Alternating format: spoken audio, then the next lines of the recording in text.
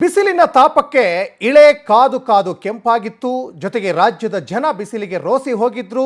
ವರುಣ ಈಗ ಮೊದಲ ವರ್ಷಧಾರೆಯನ್ನು ಕೊಟ್ಟಿದ್ದಾನೆ. ಯುಗಾದಿಗೂ ಮುನ್ನವೇ ಪೂರ್ವ ಮುಂಗಾರಿನ ಅಬ್ಬರ ರಾಜ್ಯದ ನಾನಾ ಕಡೆಯಲ್ಲೇ ಈಗ ಕಂಡುಬಂದಿದೆ. ಯುಗಾದಿಗೂ ಮುನ್ನವೇ ಪೂರ್ವ ಮುಂಗಾರಿನ ಅಬ್ಬರ ರಾಜ್ಯದಾದ್ಯಂತ ಅನೇಕ ಜಿಲ್ಲೆಗಳಲ್ಲಿ ವರುಣ ತಂಪರೆದಿದ್ದಾನೆ. ಬಿಸಿಲಿನ ಬೇಗೆಯಿಂದ ಬಸವಳಿದ ಇಳೆಗೆ ಮಳೆ ಈಗ ತಂಪರೆದಿದೆ.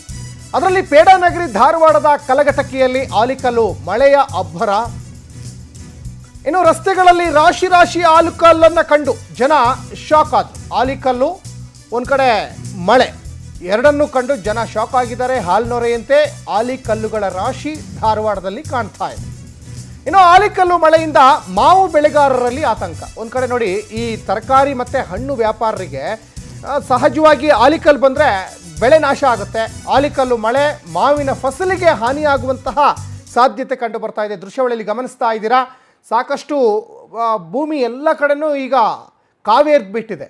ಜೊತೆಗೆ ಬಿಸಿಲಿಗೆ ಹೊರಗಡೆ ಹೋಗೋಕ್ಕಾಗ್ತಾ ಇಲ್ಲ. ಜನ ಒಂದು ಕಡೆ ರೋಸಿ ಹೋಗಿದ್ರು. ಅಂದರೆ ಅಕಾಲಿಕ ಮಳೆ ಇದು, ಮೊದಲ ವರ್ಷಧಾರೆ. ಜೊತೆಗೆ ಅಕಾಲಿಕ ಮಳೆಗೆ ಒಂದು ಕಡೆ ಖುಷಿ, ಮತ್ತೊಂದು ಕಡೆ ರೈತರಿಗೆ ಸಂಕಷ್ಟ. ನೋಡಿ, ನಾವು ಯಾವಾಗಲೂ ಹೇಳ್ತಾ ಇರ್ತೀವಿ, ಈ ಅತಿವೃಷ್ಟಿ ಅನಾವೃಷ್ಟಿಯಿಂದ ರೈತರಿಗೆ ಸದಾ ಸಂಕಷ್ಟ ಅಂತ. ನೋಡಿ, ಈಗ ಹೇಳಿ ಕೇಳಿ ಈ ಸಂದರ್ಭದಲ್ಲಿ ಬೇಸಿಗೆ ಮಳೆ ಬರುತ್ತೆ ಅಂತ ನಿರೀಕ್ಷೆ ಕೂಡ ಇಟ್ಕೊಂಡಿರಲಿಲ್ಲ. ಆದರೆ ಈಗ ಮಳೆ ಬಂದಿದೆ. ಬರೀ ಮಳೆ ಬಂದಿಲ್ಲ, ಮಳೆ ಬಂದಿದ್ರೆ ಸಮಸ್ಯೆ ಆಗ್ತಾ ಇರಲಿಲ್ಲ. ಜೊತೆಗೆ ಆಲಿಕಲ್ಲು ಮಳೆ ಬಂದಿದೆ.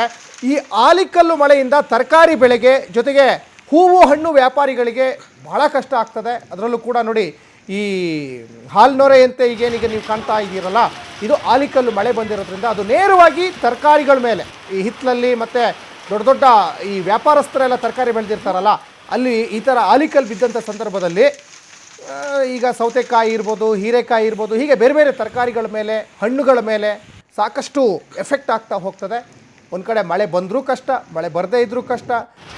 ಮಳೆ ಬರಲಿಲ್ಲ ಅಂದರೆ ಬೆಳೆ ಎಲ್ಲ ಒಣಗಿ ನಾಶ ಆಗಿಬಿಡ್ತದೆ. ಮಳೆ ಬಂದರೆ ನೋಡಿ, ಈ ಥರ ಬೆಳೆ ಕೊಳ್ತು ಹೋಗ್ತದೆ. ಹಾಗಾಗಿ ರೈತರಿಗೆ ಎಷ್ಟು ಪ್ರಮಾಣದಲ್ಲಿ ಮಳೆ ಬೇಕು ಅಷ್ಟು ಪ್ರಮಾಣದಲ್ಲಿ ಮಳೆ ಬಂದರೆ, ಅದು ಕೂಡ ನೋಡಿ ಒಳ್ಳೆ ರೀತಿಯಾದ ಮಳೆ ಬಂದರೆ ಚೆನ್ನಾಗಿರ್ತದೆ. ಆದರೆ ಈ ಆಲಿಕಲ್ಲು ಮಳೆ ಬಂದಂಥ ಸಂದರ್ಭದಲ್ಲಿ ರೈತರು ಬೆಳೆದಂತಹ ಫಸಲು ಕೈಗೆ ಬಂದಿರೋ ತುತ್ತು ಬಾಯಿಗೆ ಬರಲ್ಲ ಅಂತಾರಲ್ಲ, ಆ ಪರಿಸ್ಥಿತಿ ಆಗ್ತದೆ.